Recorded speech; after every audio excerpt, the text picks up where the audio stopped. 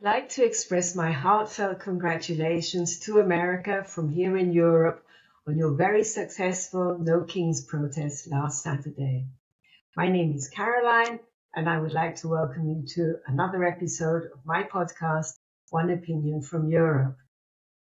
Now, I feel it is very important for me to let people know in America how very much relieved we are to see these No Kings protests. We watched the very first one, I think it was called Hands Off, and I must admit myself, I was very worried as to whether the militia, the ICE militia, would cause major disruptions or even violence.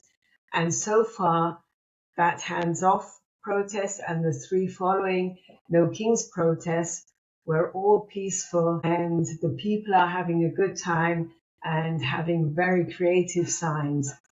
And I've just thought it was important for me to let you know how relieved we are.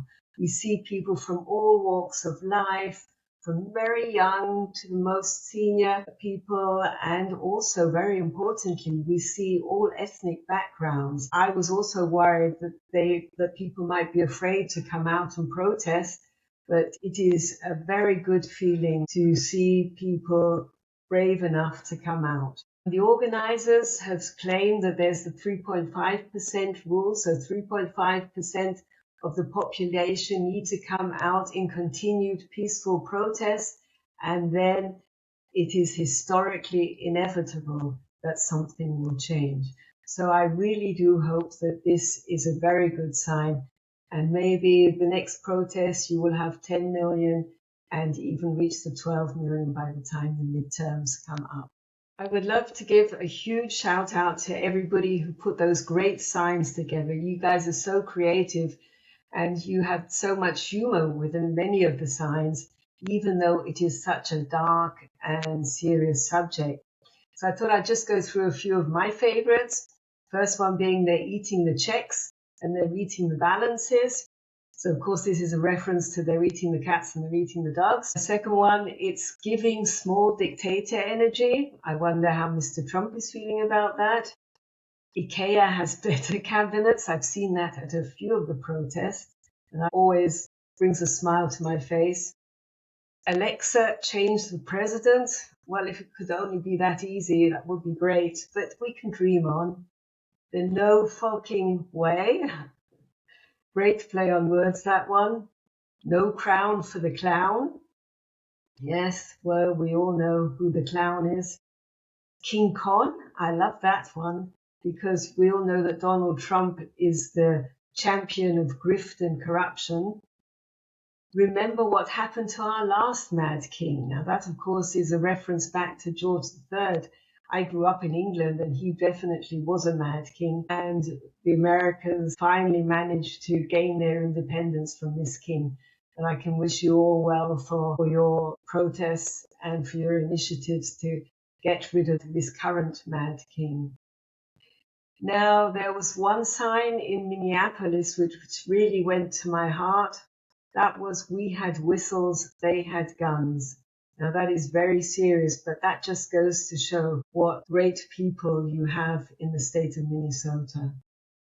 And we also had many protests here in Europe. There were specifically two here in Germany, one in Berlin, one in Munich. And of course, we know what we are talking about within our history about fascism. And here in Munich, we were seeing the sign, yes to democracy, no to fascism. And of course, that is a very hard lesson which we have learned here in Germany. Now, the title of No Kings here in Europe is somewhat strange for us, because we do indeed here in Europe have 12 current monarchies. However, these monarchs are mainly ceremonial, and it is parliaments and prime ministers who run the government.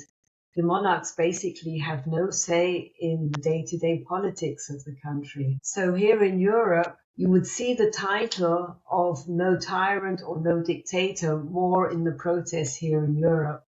There were protests in Rome, in London, they were in Portugal. As I've mentioned, there were various protests here in Germany.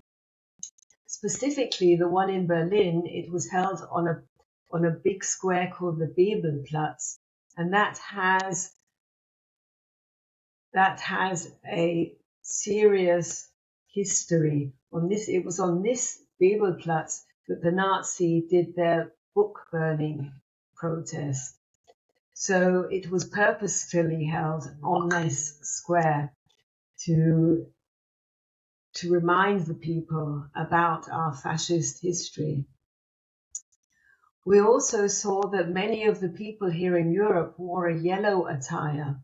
This is to show that the movement's signature goal is to get rid of fascism, not the monarchs, because of course we do have certain movements here in Europe against the monarchy. I was brought up in London. I grew up with the Queen. I only lost her a few years ago, and she was a very dedicated person. And she was very well respected, much less so some of her family members, but she gave up her whole life to serving England, and she did a lot of many good works. And so she was very much loved by the people in Great Britain. And I can remember also other events of the monarchy, such as the marriage of Prince Charles and Diana.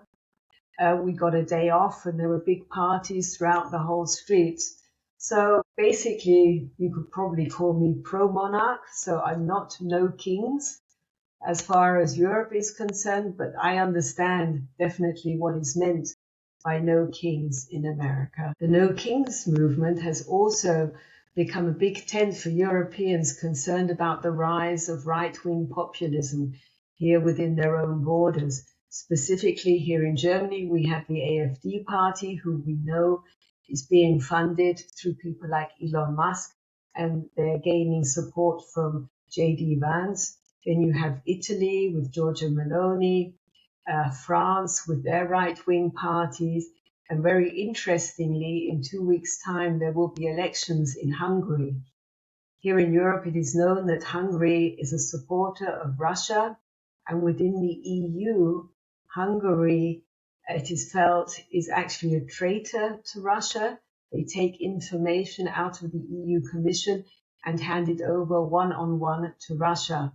So the No Kings branding was also to advocate for democratic norms here in Europe. And then there were protests in cities like Barcelona, Madrid, and Dublin, which have focused heavily on humanitarian impact of US mass deportation campaigns, which many European activists view as a violation of international law. And of course, one more focus is on the many war crimes we are seeing the GOP administration performing during this Iran war, and even prior to that, the strikes on the Venezuelan fishing boats.